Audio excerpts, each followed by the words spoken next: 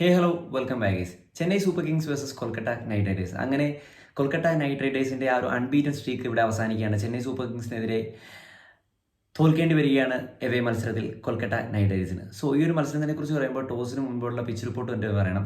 Pitch റിപ്പോർട്ടിലേക്ക് വന്നു കഴിയുമ്പോഴേക്കും 80% ബാറ്റേഴ്സിന് ഫേവറബിൾ ആയിട്ടുള്ളൊരു പിച്ചാണ്. എന്നിരുന്നാലും സ്പിന്നേഴ്സിന് ഡൊമിനേറ്റ് ചെയ്യാൻ സാധിക്കുന്ന ഒരു പിച്ചാണ് എന്ന റിപ്പോർട്ട് വന്നപ്പോൾ തന്നെ ഞാൻ ഉറപ്പിച്ചതാണ് ഇവിടെ എന്താണ് സംഭവിക്കാൻ പോകുന്നത്, എന്തായിരിക്കും റിസൾട്ട് എന്ന്.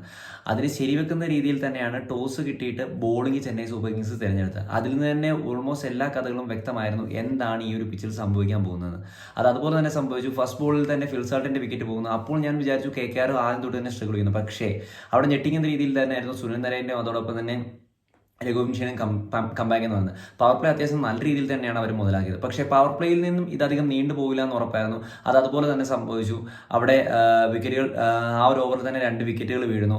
അതിനുശേഷം നല്ല രീതിയിൽ കൊൽക്കത്ത സ്ട്രഗിൾ ചെയ്യുന്നതാണ് കണ്ടത്. ഒരുപക്ഷെ ഇന്ന് ഏറ്റവും കൂടുതൽ സോഷ്യൽ മീഡിയയിൽ ചർച്ചയായിട്ടുള്ളൊരു കാര്യമാണ് അവിടെ ശ്രേയസ് അയ്യരുടെ മെല്ലെപ്പോക്കിനെ സംബന്ധിച്ച്. ആക്ച്വലി ഈ ഒരു പിച്ചിൽ ഈ ഒരു കണ്ടീഷനിൽ ഫസ്റ്റ് ബാറ്റിങ്ങിൽ അറ്റാക്ക് ചെയ്ത് കളിച്ചു കഴിഞ്ഞാൽ അവിടെ വിക്കറ്റ് പോകുമെന്നുള്ളത് വളരെയധികം ഷുവറായിട്ടുള്ളൊരു കാര്യമാണ്. കാരണം അത്രയും നല്ല ലൂസ് ബോളുകൾ വന്നു കഴിഞ്ഞാൽ മാത്രം ബൗണ്ടറികൾ കണ്ടെത്തുക, ഏരിയൽ ഷോട്ടുകൾക്ക് പോവാതിരിക്കുക, മാക്സിമം റണ്ണേബിൾ ടെക്നിക്ക് വെച്ചിട്ട് ആ ഒരു റൺസ് കണ്ടെത്താൻ ശ്രമിക്കുക. ആക്ച്വലി ഇന്ന് ശ്രേയസ് അയ്യർ ചെയ്ത് കറക്റ്റ് ആയിട്ടുള്ള കാര്യമാണ്.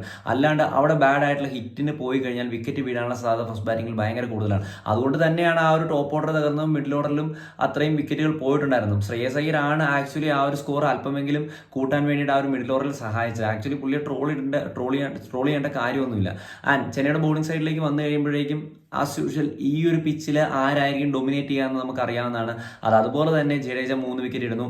മികച്ച രീതിയിൽ തന്നെ ആ ഒരു ഇമ്പാക്ട് ഉണ്ടാക്കാൻ സാധിക്കുന്നു. ആൻഡ് ഇനി നമ്മൾ ചെന്നൈയുടെ ബാറ്റിംഗ് സൈഡിലേക്ക് വന്നു കഴിഞ്ഞാൽ ചെന്നൈക്ക് ഈ ഒരു സ്കോർ കിട്ടിയത് കൊണ്ട് തന്നെ ഓഫ് കോഴ്സ് സെക്കൻഡ് ബാറ്റിംഗിലേക്ക് വരുമ്പോൾ കുറച്ചുകൂടി ഫേവറബിൾ ആകും ഈ ഒരു പിച്ച് എന്നുള്ള കാര്യത്തിൽ സംശയമില്ല.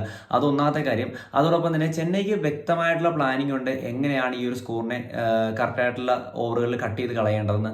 അത് കറക്റ്റായിട്ട് അവരവിടെ ചെയ്തു. അത്യാവശ്യം നല്ലൊരു സ്റ്റാർട്ടിംഗ് ആയിരുന്നു അവിടെ. രജിൻ രവീന്ദ്ര ധുരാജ് ഗെയ്ക്വാദ് ഓപ്പണിംഗ് കൂട്ടുകെട്ട് കൊടുത്തെങ്കിലും രജിൻ രവീന്ദ്രയുടെ വിക്കറ്റ് വീണത് ഞാൻ വിചാരിച്ചു ഇനി സ്ട്രഗിൾ ആകുമോ. കാരണം ഓൾറെഡി കാഫ് മസിലിന് പ്രശ്നമായിട്ട് രഹാനെ പുറത്താണ്. രഹാനെ ബാറ്റ് ചെയ്താലും എത്രത്തോളം ഇമ്പാക്ട് അദ്ദേഹത്തിന് ഉണ്ടാക്കാൻ സാധിക്കുമെന്ന് അറിയില്ല എന്നുള്ളത് വലിയൊരു ഫാക്ടറാണ്.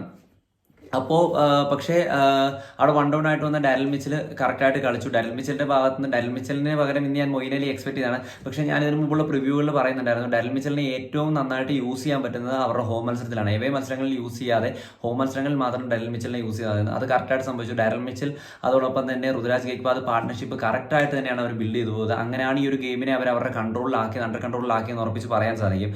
ഇതിനകത്ത് വേറൊരു കാര്യം പറയട്ടെ. ആസ് എ ക്യാപ്റ്റൻ ശ്രേയസ് അയ്യരുടെ ഭാഗത്തു നിന്നുണ്ടായിരുന്ന ആ ഒരു ഫീൽഡിംഗ് ചേഞ്ചസ് എന്ന് പറയുന്നത് ഭയങ്കര മോശമായിരുന്നു. കാരണം അത്രയും ഓഫ് സൈഡിൽ സ്ട്രോങ് ആയിട്ടുള്ള ഋതുരാജ് ഗെയ്ക്വാദിനെതിരെ ഓഫ് സൈഡിൽ ഫീൽഡ് ഇട്ടിട്ടുണ്ടായിരുന്നത് ഭയങ്കര മോശം രീതിയിലായിട്ട് പോലെ എനിക്ക് ഫീൽ ചെയ്യുന്നുണ്ടായിരുന്നു. കാരണം കറക്റ്റ് ആയിട്ടുള്ള ഗ്യാപ്പുകൾ അവിടെ ഇട്ടാണ് കൊടുത്തിട്ടുണ്ടായിരുന്നത്. അത്രയും സ്ട്രോങ് ആണ് ഋതുരാജ് ഗെയ്ക്വാദ് ഓഫ് സൈഡിൽ തന്നെ ആൾ ബൗണ്ടറി കണ്ടെത്തുന്നത് കണ്ടിട്ടും ആ ഒരു ഫീൽഡിൽ കാര്യമായിട്ടുള്ള ചേഞ്ചുകൾ വരുത്താൻ വേണ്ടി അവിടെ ശ്രേയസ് അയ്യർ ശ്രമിക്കുന്നുണ്ടായിരുന്നില്ല. ഓൾമോസ്റ്റ് ആ ഒരു ഗെയിമിലെ സ്കോർ വന്നപ്പോൾ തന്നെ ഏകദേശം കൊൽക്കത്തയുടെ കൈവിട്ട് പോയ ലക്ഷണമായിരുന്നു.